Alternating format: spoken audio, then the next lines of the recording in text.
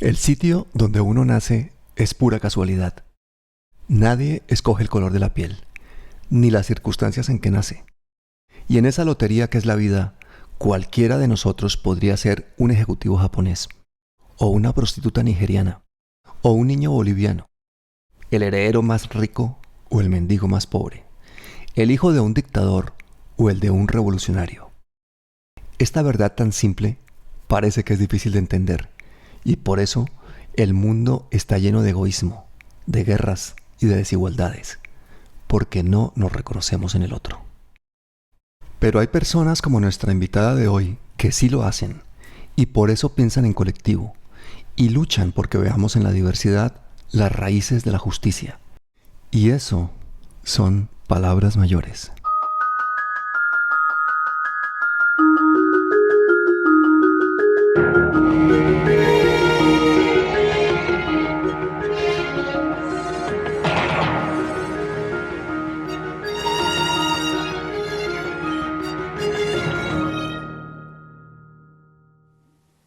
María José Pizarro, bienvenida. No, a ti, Pablo, muchas gracias por tu invitación, muchas gracias por esas hermosas palabras de introducción a este programa. Y bueno, aquí estamos, sí, poniéndole el pecho al viento, intentando, como tú dices, construir esa Colombia que nos soñamos, esa Colombia a la altura de nuestros sueños. Representante a la Cámara por la primera coalición de izquierda en Colombia, copresidenta de la Comisión de Paz, una de las mujeres más influyentes de Colombia. Has recorrido un largo camino, ¿no? Sí, sí, son muchos años, desde lo individual a lo colectivo, luego a lo público y bueno, y preparándonos también para los caminos que nos depare el destino, que sabemos solo esta es solo una pequeña parte del camino recorrido. Todavía nos queda mucho por andar y mucho por aprender, mucho por crecer. Pues quiero contarles que María José nació en la clandestinidad y que pasó los primeros años de su vida visitando a su padre y a su madre en la cárcel, que eran guerrilleros urbanos en Colombia. Me gustaría saber qué recuerdos tienes tú todavía de aquellos días, si es que tienes algunos, porque eras muy pequeñita. ¿Cómo te explicaron esa situación? Pues bueno, yo nací el 30 de marzo de 1978. Eso quiere decir que nací unos meses después del robo de armas del Cantón Mm. Norte, que fue una operación del M-19 un poco sui generis en el sentido de que no fue una operación estrictamente armada con un costo en vidas humanas. Allí no murió nadie, fue sencillamente sencillo, no, pues lo dice uno así, pero fue la construcción de un túnel de más de 100 metros entre una casa y la guarnición de armas del ejército, donde el ejército guardaba las armas decomisadas. Y ese día, ese 31 de diciembre, sin disparar un solo tiro, se robaron más de 5.000 armas del ejército, lo que supuso para nosotros, pues para todos, para mis padres, para los militantes del M-19, pero también para las familias, simpatizantes, etcétera, pues una persecución sin precedentes.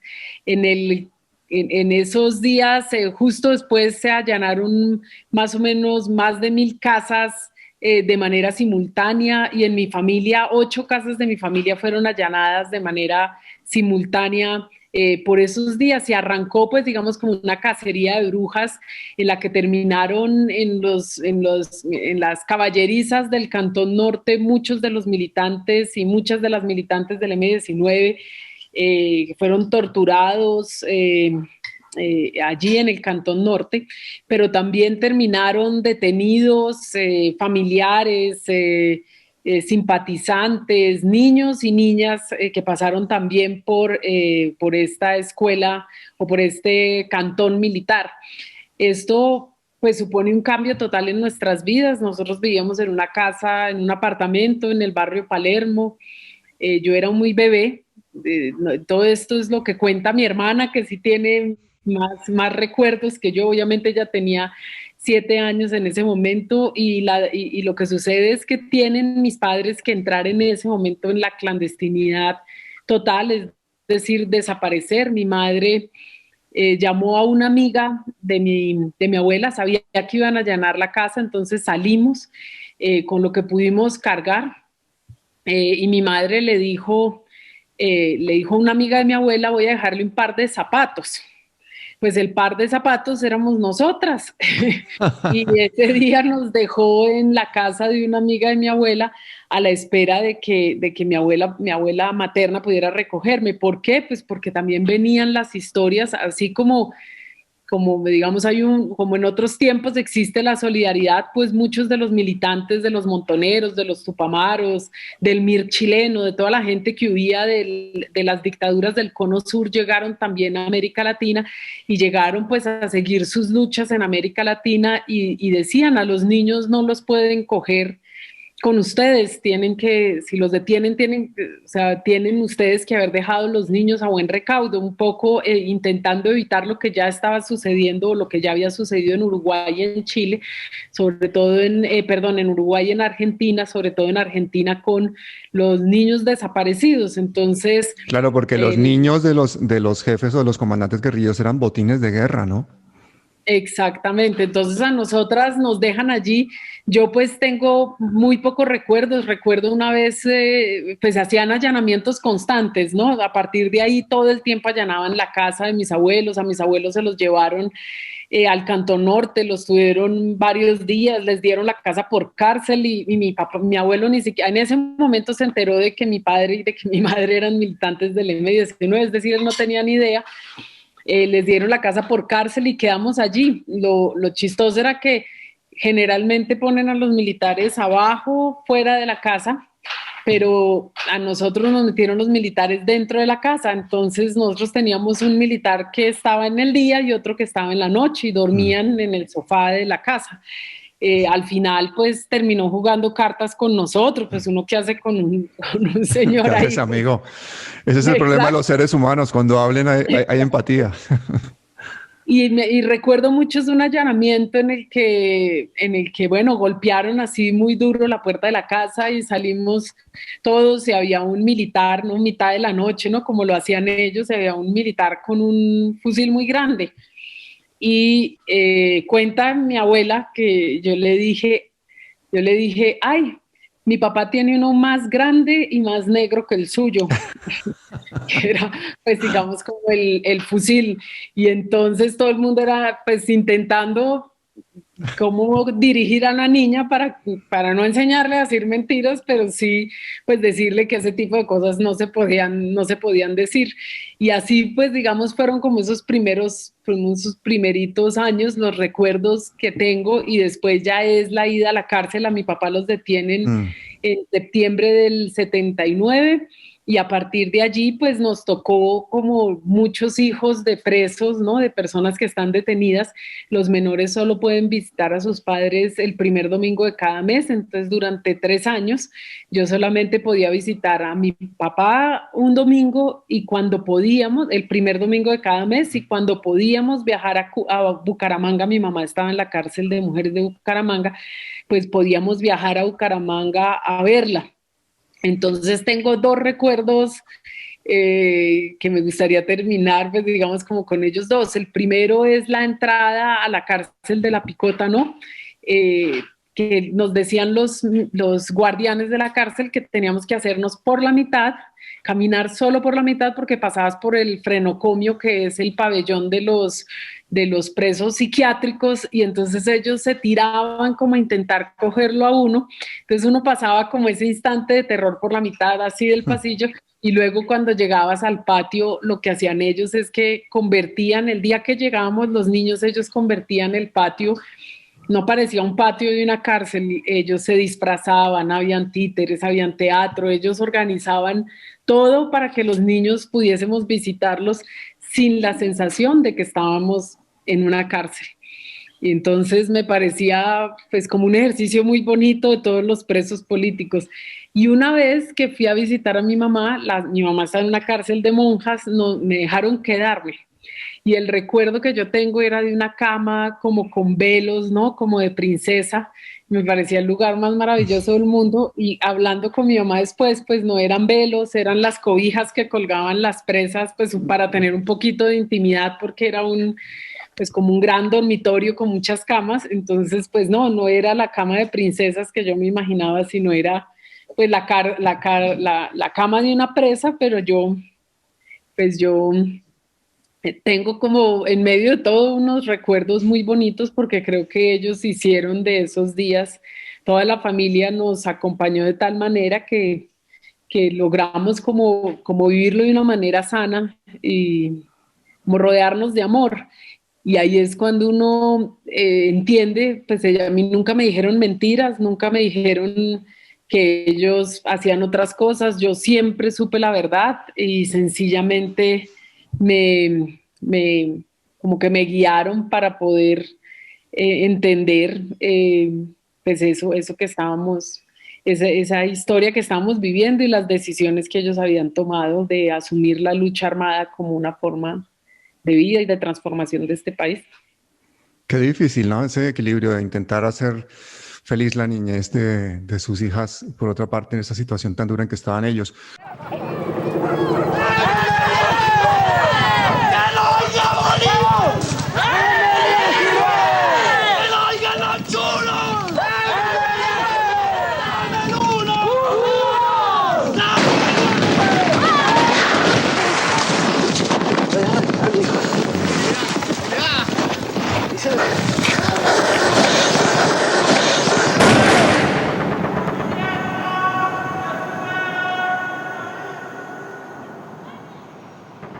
Cuéntanos, ¿quién fue Carlos Pizarro?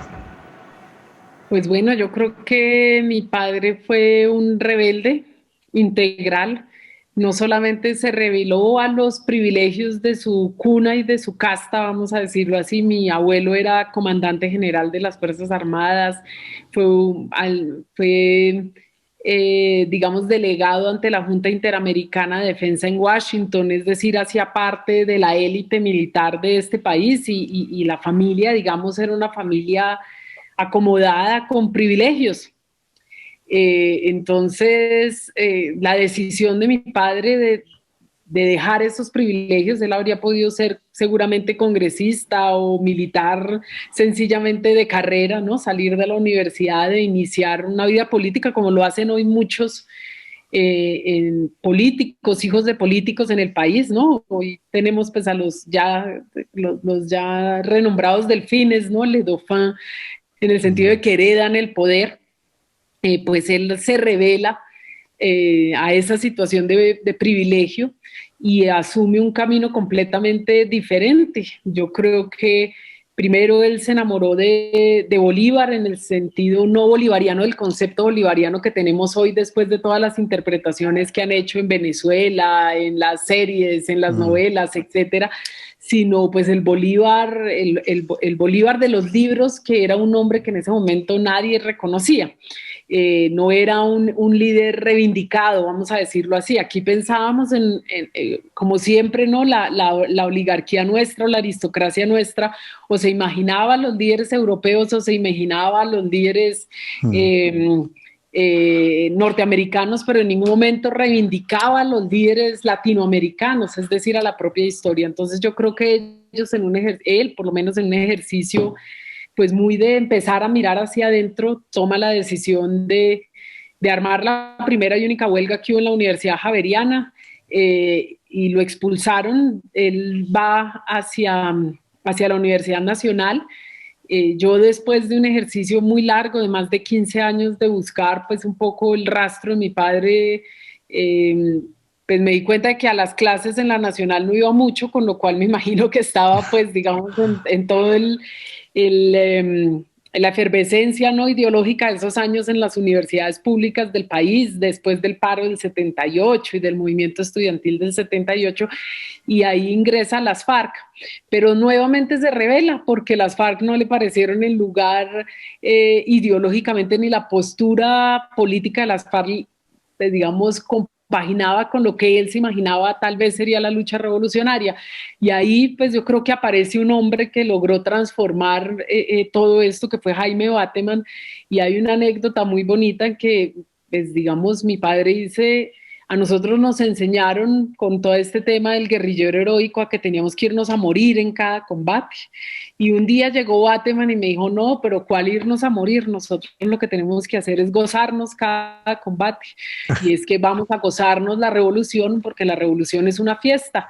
Y empiezan un grupo de hombres y mujeres que venían, algunos de las FARC, otros de la ANAPO socialista, otros de distintas organizaciones sociales en el país, a reunirse y pensarse un movimiento guerrillero diferente. Entonces ahí yo, digamos, lo interpreto como el segundo momento de rebeldía porque se revela contra lo que se concebía era la lucha revolucionaria en el continente, un continente que en ese momento estaba marcado por los movimientos insurgentes, y habían movimientos insurgentes en todos los países de América Latina, en México, en Centroamérica, en Ecuador, Venezuela, Bolivia, Perú, Chile, Argentina, bueno, en fin, había una explosión de una generación que pensaba que por la vía de las armas podía transformar la sociedad. Esa generación en esa época, ¿qué otras opciones tenía para rebelarse? Porque la pregunta es, si tu padre viviera en esta época, ¿tú crees que volvería nuevamente a tomar las armas? Hoy en día que tenemos, No, por ejemplo, todas estas medios de comunicación y que podemos hacer otro tipo de activismo. No, yo creo que pues esa era una herencia de lo que se estaba viviendo en ese momento. Yo creo que ellos son hijos de la Guerra Fría, son hijos de un momento histórico. ¿Qué sucede? Pues nosotros teníamos una expresión de una generación que rompió con absolutamente todo, rompieron con la música a través del rock y a través de contar su historia a través de la música, todo el movimiento antiguerra norteamericano, todos los movimientos estudiantiles en América Latina, por ejemplo, perdón, en Europa. Entonces tenemos la primavera de Praga, el mayo francés, y en América Latina tuvo una expresión en concreto que fueron los movimientos guerrilleros latinoamericanos, y es una expresión del continente latinoamericano. Pues digamos que esta generación fue una generación que rompió absolutamente con todo, entonces rompe a través de la música, a través del rock y de lo que fue el hipismo, también del movimiento antiguerra en Estados Unidos, que pues que digamos se rebelaban a una generación que decía nosotros no vamos a la guerra del Vietnam, por ejemplo, en el mayo del 68, la primavera de Praga, y en América Latina el movimiento insurgente latinoamericano que, como te digo, tuvo una expresión muy fuerte en todo el continente. Y ahí llega un suceso que cambia para siempre o refuerza la idea de que a través de las armas se podrían lograr las transformaciones, que fue la Revolución Cubana. Y la Revolución Cubana lo que dice es posible derrocar a los dictadores que existían en el continente y poder, digamos, iniciar procesos diferentes. Luego viene la Revolución Nicaragüense y, digamos, todo eso, pues casi que fue un momento de fulgor, pero al mismo tiempo de represión muy fuerte, porque empieza pues la Operación Cóndor, que inicia con Allende y que luego se replica también en Argentina con la dictadura de la Junta Argentina, y en Uruguay, y empieza, digamos, ya un proceso de represión muy fuerte, y por lo tanto obligar a esa generación también de alguna manera a acantonarse en la lucha armada. Yo definitivamente creo que si hoy tuviésemos... hoy fuese una historia distinta, ¿no? Si hoy nuestros padres estuvieran vivos, si esa generación estuviera viva, muy seguramente hoy, con el momento de hoy, habría actuado diferente, porque por eso, digamos, iba como al segundo momento de rebeldía. Hay un momento en el que Carlos Pizarro se da cuenta, creo yo, después de toda una serie de sucesos y de lo que venía pasando en el mundo, de que la guerra era demasiado costosa en vidas humanas, de que la única forma de mantener los costos de la guerra seguramente era aliarse con el narcotráfico, y él da un giro total, y en vez de pensar que los carrotanques entrarían triunfantes a la Plaza de Bolívar, pues él decide firmar un acuerdo de paz, lo cual era inédito en el continente. Fue el primer acuerdo de paz que se firmó en el continente, y ahí era la expresión de un momento diferente. Caía el muro de Berlín, recordemos, en el 89, cae la cortina de hierro, cae el apartheid en Sudáfrica, y el movimiento guerrillero latinoamericano, de alguna manera mi padre pionero en ese momento de la salida negociada a los conflictos y de imaginarse un proceso de paz, desmoviliza por primera vez a un grupo guerrillero. Y esa desmovilización y ese proceso de paz fue ejemplo para otras desmovilizaciones luego, como el siguiente acto de rebeldía de mi padre, que fue iniciar ese proceso de paz, iniciar la desmovilización de todo este movimiento insurgente en Colombia, que fue ejemplo para otras desmovilizaciones de otros movimientos guerrilleros. Todos los compañeros aquí presentes, que se sepa muy bien que nuestro comandante es el pueblo y solamente al pueblo le rendimos nuestras armas. Y eso termina pues obviamente en la desmovilización de varias guerrillas en Colombia, de varias guerrillas en América Latina, y de un proceso distinto en Colombia, pero que es también herencia de eso que se estaba viviendo en el mundo, que fue la caída del muro de Berlín, la caída de la cortina de hierro y por lo tanto el fin de la Guerra Fría y una nueva reflexión en la geopolítica mundial. ¿Qué crees que pensaría tu padre si pudiera ver lo que está pasando hoy en día en Colombia? Si él hubiese podido vivir el desenlace, porque es que lo que yo creo es que si él hubiese estado vivo, hubiésemos tal vez tenido un desenlace diferente, pero suponiendo que el desenlace hubiese sido exactamente el mismo, pues tendría profundas reflexiones. Por un lado, una tristeza muy grande de no haber podido materializar la paz en ese momento, por lo costosa y lo degradada y lo dura que fue la guerra a partir de 1990, ya avanzaba el exterminio contra la Unión Patriótica, digamos, esa alianza con el narcotráfico que tuvieron tanto los grupos paramilitares como los grupos guerrilleros y los narcotraficantes en sí, lo que supuso una degradación enorme de la guerra. Y tristemente creo que ahí faltó, y yo sí lo digo críticamente, si las FARC hubiesen firmado el acuerdo de paz en 1990 como lo propuso mi padre y se lo propuso a las FARC, yo tengo las grabaciones, pues muy seguramente el movimiento guerrillero habría llegado todo junto a la desmovilización, toda la coordinadora guerrillera, y muy seguramente hombres como mi padre estarían vivos y habríamos tenido opciones distintas, pero ni las condiciones estaban dadas en ese momento y eso lo demostró el asesinato de mi padre, ¿no? Cuando es asesinado 45 días después de firmar la paz, ni el gobierno puso todo de su parte para poder materializar esto, ni el movimiento guerrillero habría logrado reflexionar ni madurar la idea de que era necesaria y que la única salida era la salida negociada al conflicto, que era imposible ganar por la vía armada en un conflicto, como dijo en algún momento Antonio Navarro, que me pareció muy lúcido en esa reflexión. Dijo, es que nosotros nos dimos cuenta de que la retaguardia llegaba hasta Washington, y efectivamente es así, en términos militares, en términos de inversión bélica, definitivamente la retaguardia llegaba, como te digo, hasta Washington, y eso lo demostró el Plan Colombia y eso lo demostró toda la inversión que en términos militares hizo el gobierno norteamericano en Colombia. Porque es muy difícil hoy, en Colombia, al borde de la guerra civil, negarnos a dialogar y negarnos a encontrar la solución colombiana a nuestros propios conflictos. Y de alguna forma repetimos la historia, porque mira este gobierno nuevamente intentando romper los acuerdos de paz, acabar con la JEP. Yo esta mañana cuando pensé que te iba a entrevistar, me imaginé lo que estabas haciendo, me imaginé que te ibas para el Congreso, me imaginé cómo era tu llegada al Congreso y yo decía, bueno, ¿qué sentirá María José de llegar a un sitio en el que es oposición, en esa minoría, en esa falsa democracia en la que se ha convertido Colombia con un Estado autoritario, en el que se gobierna básicamente por decretos presidenciales y en el que la mayor parte de los proyectos que pasan los congresistas, los senadores de la oposición, pues no van a ver nunca la luz porque la mayoría los acaba? ¿Qué sientes tú? ¿Cómo mantienes esa resiliencia? ¿Qué crees qué valor tiene realmente esta resistencia que están haciendo ustedes desde la oposición? ¿No crees que de alguna forma es también una forma de legitimar ese autoritarismo del Estado, la presencia de ustedes en esas minorías allí?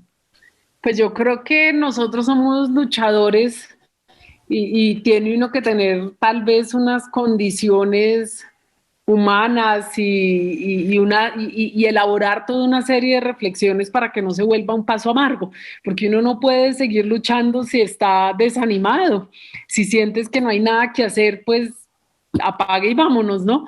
Entonces, uno siempre, primero te permite darte cuenta de muchas cosas, cómo funcionan ellos, cómo reflexionan, a entender que no es una cosa personal, es decir, que no puede entrar como en tu estructura eh, mental, en tu estructura como ser humano, ¿no? En tus valores, que no puedes llegar a la esencia de lo que eres tú, no puedes llegar a la médula. Tienes que tener tú la entereza de levantarte cada día y de poder seguir como en pie de lucha, ¿no? Ahí con la misma alegría y con la misma irreverencia. Aquí estamos, mujeres absolutamente empoderadas, que no tenemos miedo de decir las verdades y que no nos callamos así incomode. Y también llegaron nuevas generaciones, pero el acuerdo político que hay hoy no nos sirve, porque no nos representa, porque no representa ni nuestra voz, ni la voz de quienes vienen detrás. Y el próximo Congreso va a estar lleno de gente como nosotros. Claro que es desgastante en el sentido de que pues sabes que te puedes matar estudiando los proyectos de ley, construyendo propuestas, que finalmente no las van a aprobar porque no nos van a dar el éxito de ciertas cosas, a pesar de que en algunos casos sabemos que tenemos la razón, pero prima más la disputa política que las propuestas y que el país. Es decir, que tenemos que construir, lograr enamorar de tal manera a la población. En eso no hemos sido hábiles, o la izquierda, vamos a decir, el progresismo no ha sido hábil en el sentido de enamorar a la gente, ni hemos tenido, digamos, la capacidad de llegar a las mayorías. En algún momento nos alejamos. En algún momento dejamos de estar en los barrios, dejamos de trabajar con la gente. También, pues, no solamente dejamos, es que ellos tienen mucho más poder que nosotros. A nosotros nos han golpeado de mil maneras, han matado nuestra gente, han matado nuestros liderazgos. No hemos logrado que la siguiente generación de líderes pueda sobrevivir y que por lo tanto puedan madurar en el liderazgo. Yo, pues, pensaba cuando llegaba al Congreso de la República que cuando asesinaron a mi padre, él tenía 39 años. Yo llegué al Congreso con 40. Quiere decir que... Oye, por cierto, llegaste al Congreso casi con los mismos votos que llegó él a la alcaldía de sí, 75.000, ¿no? Qué cifra tan mágica. Sí, fue exactamente lo mismo y llegué casi a la misma edad, es decir, si a mi padre le hubiesen permitido ir, muy seguramente ese habría sido uno de los lugares que él habría ocupado en la política colombiana desde el Congreso de la República, pero no le permitieron hacer lo que hoy estoy haciendo yo. Y eso nos da luces de que en algo sí ha cambiado positivamente este país, de que sus vidas... de alguna manera sus luchas tuvieron pues, unas mínimas amplitudes en términos democráticos. El hecho de que tengamos una constitución, de que luego, por ejemplo, tuviéramos un acuerdo de paz que le dé unas garantías a la oposición, que era eso que no se había desarrollado en la constitución de 1991. En fin, votamos con un tarjetón. Estos días que estábamos votando el código electoral, el ex magistrado Armando Noboa me decía, Carlos Pizarro exigió en uno de los puntos de acuerdo con el gobierno nacional, era que Colombia votara con un tarjetón. Antes de eso, cada uno de los partidos llevaba sus boletas a los puestos de votación y los que tenían la capacidad de cubrir todos los puestos de votación, que eran, claro, los partidos tradicionales, liberal, conservador, podían cubrir todos los puestos de votación, pero en cambio los minoritarios, los pequeños partidos no tenían esa posibilidad, cubrían algunos pero no todos, y eso implicaba una enorme desventaja. El hecho de que el M19 exigiera un tarjetón, de que mi padre en esa desmovilización exigiera un tarjetón, cambió las reglas del juego en las votaciones, y eso de todas maneras es un logro importante, parece mínimo, pero es un logro importante, porque ahora todos votamos con un tarjetón que tiene que distribuir el estado donde están todos los candidatos, es decir, la gente tiene por lo menos puede elegir, ¿no? Claro que es un eufemismo porque sabemos que hay unas lógicas clientelares detrás, porque sabemos que hay compra-venta de votos, porque sabemos que no existe una cultura política, que a la gente en los territorios alejados le queda prácticamente imposible salir a votar. Yo recuerdo que en la campaña presidencial estábamos ya recorriendo el país, yo ya como electa, y llegamos al Amazonas a hacer campaña para Gustavo Petro. Imagínate, llegué hasta el último rincón del mundo a hacer campaña para Gustavo Petro, y yo le pregunté a la gente cómo hacían para votar, y me dijeron, nosotros tenemos que ir a Leticia, y la lancha, el pasaje nos cuesta 180.000 pesos ida y vuelta. Nosotros no tenemos la posibilidad de ir a votar porque no tenemos el dinero, implica un gasto familiar que no nos podemos permitir gastar 180.000 pesos solo para ir a votar. Entonces eso implica unas enormes desigualdades. Sin embargo, en algo ha avanzado el país. Y yo creo que podemos seguir avanzando, y en ese creer está esa estructura moral que yo te digo, esa fuerza interior que tenemos que tener para no quedarnos en los capítulos negros, sino poder recoger las luces que a veces brillan, ¿no? Es como si se prendieran algunas velitas en el enorme océano, y podernos dirigir hacia esos faros para intentar, pues de alguna manera, mantenernos a flote. El Congreso es un escenario difícil, pero también es un escenario de muchísimos aprendizajes. Para mí ha sido maravilloso, yo tengo que decirlo, yo creo que es una de las etapas más bonitas de mi vida. Por un lado, porque encontré el afecto de muchas personas, porque he podido recorrer los territorios de este país, porque he podido encontrar luchadores y luchadoras parecidas, ¿sí? Con el mismo compromiso, las hay, y encuentra el amor en muchísimas cosas, en la gente que te rodea, en las calles, en el afecto de la gente, en el reconocimiento, y yo creo que uno tiene que anclarse más allí, a pesar de que el ejercicio de la política es un ejercicio duro, porque es la ausencia de la humanidad. Y eso yo creo que es lo que más duro me ha dado, que no puedes apelar a los valores humanos de la gente. Sin embargo, hay contadas excepciones donde encuentras valores humanos importantes en quienes están allí. La humanidad tiene que ocupar el espacio de la política, si no va a ser muy difícil. ¿Por qué se matan los colombianos entre ellos? Porque no somos capaces de construir interlocutores para la paz, porque tenemos una tradición de guerra civil sin infinita. La gente se atrinchera en posiciones muy propias, muy particulares, y de alguna manera desconocen que a su alrededor surgen nuevas fuerzas, surgen otras aspiraciones políticas, otros sueños, otros anhelos de carácter social.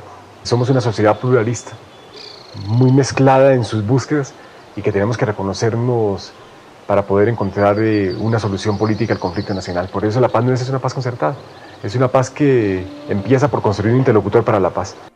Es la nueva forma de hacer política que nosotros tenemos que posicionar definitivamente. Lo que tenemos que ser lo suficientemente autocríticos para entender que no todo lo estamos haciendo a la perfección, que no somos solamente unas víctimas en el asunto, y que tenemos muchísimo por hacer, que no todo está por fuera, también hay cosas que transformar por dentro. Yo creo que además si tenemos líderes como tú va a ser más fácil, María José, sinceramente. Sinceramente. Igual hay que seguir en el camino y hay que siempre cuestionarse. Y hay que por favor, sigue así, sigue sin parecerte un político, te lo ruego. Yo quisiera terminar esta entrevista como empezamos, con una reflexión respecto a la condición humana, pero esta vez con palabras de tu padre que quería dormir sus angustias el día que pudiera sentarte contigo en un sitio a reírse de la vida que les había tocado a ambos en suerte, ¿no? Porque es suerte, el destino que tenemos es suerte. María José Pizarro, gracias por haber aceptado esta invitación. Quiero que sepas que con tu lucha de cada día, al lado de esos ideales justos, tú también le dejas un montón de sonrisas y mariposas a un país que ya no quiere seguir concentrado en escamitas de oro, en un pececito para no pensar en la guerra. Muchísimas gracias de verdad por tu tiempo y por todo. No, a ti muchísimas gracias por el espacio y definitivamente nos hemos trascendido y yo estoy segura de que la vida nos lleva de múltiples compensaciones y si no es con ese hombre maravilloso que me dio la vida y esa mujer maravillosa que me dio la vida, que me dieron la vida, yo estoy segura de que tenemos múltiples espacios para sentarnos en esa casa de puertas abiertas al lado del mar, como tú dices, para que llegue todo el mundo, para que puedan entrar y salir en ese mundo que nos hemos imaginado y reírnos todos juntos de esta vida que nos ha tocado en suerte. Al final del camino podremos decir que no nos quedábamos con lo que nos decían, que pudimos ir muchísimo más allá y espero para este país cosas grandes. Yo por lo menos no voy a rendirme en ese empeño y las niñas que estoy formando, ¿no? En este matriarcado que también me tocó en suerte, vamos a decirlo así, porque tengo 2 hijas, por lo menos también dejaría allí esa semillita que vamos poniendo de generación en generación, que son personas críticas, generosas, solidarias. Y ojalá lo hagamos con muchos otros. No hablo solo de mis niñas, hablo de los niños y de las niñas, de nuestros hijos y de nuestras hijas, que de verdad son mucho más allá de aquellos que salen del vientre, son los que están todos los días en los barrios, en las veredas, soñándose un futuro diferente y esa es, por encima de todo, esa debe ser nuestra enorme responsabilidad, legarles un lugar distinto para que ellos puedan soñar.